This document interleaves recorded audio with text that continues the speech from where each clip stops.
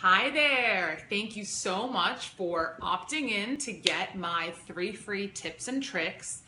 I want to let you know more about my program, Lean Out Now, but I want to give you these gifts and knowledge to help you kickstart leaning out your body right now.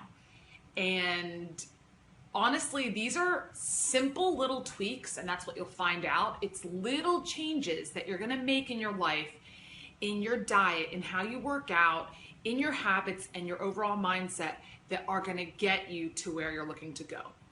So these are 3 of my favorite tips and tricks, and you're going to find them very simple. But sometimes it's the simple things that really have the most profound and impactful changes. So here we go. Number 1, get over 8 hours of sleep. That means you need to be in your bed about probably over 8 to 8.5 hours, because you might go to the bathroom in the middle of the night. There might be, you might wake up, go back to sleep, drink some water. I mean, you want to have buffer and room for, periods of time where you might not be sleeping in that time period. So you need to get that full 8 hours. Why? There's a lot of science, there's a lot of detail behind it, but what you might care most about is that people that are not getting enough sleep are on average eating an extra anywhere between 300 to 500 calories a day. That is 1 pound of fat per week if you are sleep deprived day in and day out after 7 days. So what better way to help your weight loss than just alone to sleep more? That means if you can't make it to the gym, if you can't make any other changes in your diet, but you can get 8 hours of sleep, I promise you that by the end of a week of getting over 8 hours of sleep, you will lose weight. You will. And I imagine it will be anywhere between a pound or more. So that first one is sleeping more.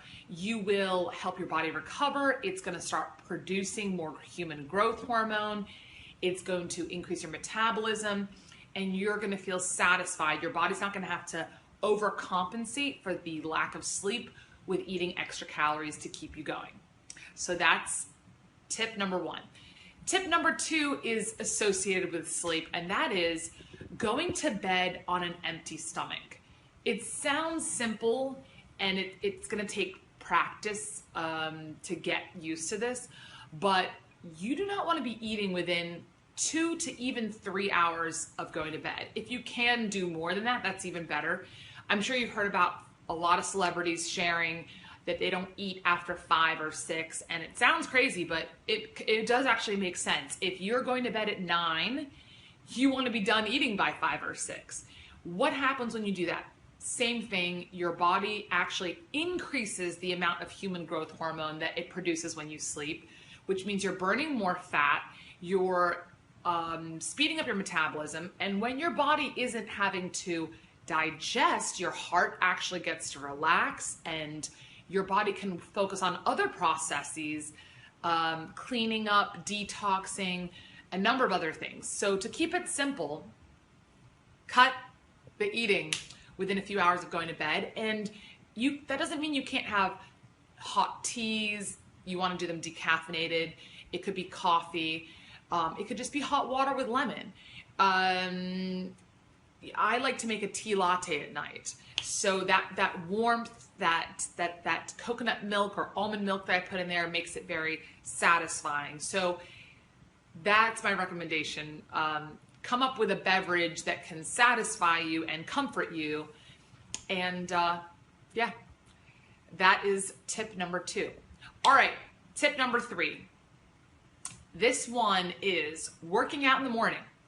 Some people will say, okay, I can't, I got the kids, I don't care what your reasons are. When I tell you this knowledge, I think you're going to make the switch. Science shows that on average, 45 minutes of exercise in the morning is equivalent to almost an hour and a half at night. If you know that you can get double out of a morning workout, wouldn't you do it? That's like saying, okay, I could work out 2 mornings, and it would be equivalent to 1 evening workout. So wake up, you've gone to bed on an empty stomach, you wake up and you want to go straight to that workout. More on that when I talk about my program, but if you can, focus on just beverages and if maybe a few fatty nuts if you need something, or I have a few small pieces of dark chocolate which are unsweetened and don't have any sugar in them. The trick is you don't want to put net carbs into your system. You want to go to that workout in a way that your body is going to digest and metabolize fat stores, well, glycogen stores first and then fat stores.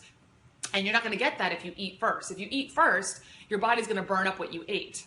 And then if it can actually eat through that, then it's going to eat into your glycogen stores. And then it's going to eat into your fat stores. This is why, endurance athletes can be very lean, because they're burning and burning and burning, and they end up using up all their stores. They use up what they eat, and they actually will go beyond and have to burn up fat before eventually you then go to the last layer, which is your muscle, which you really want to avoid. So to keep it simple, work out in the morning.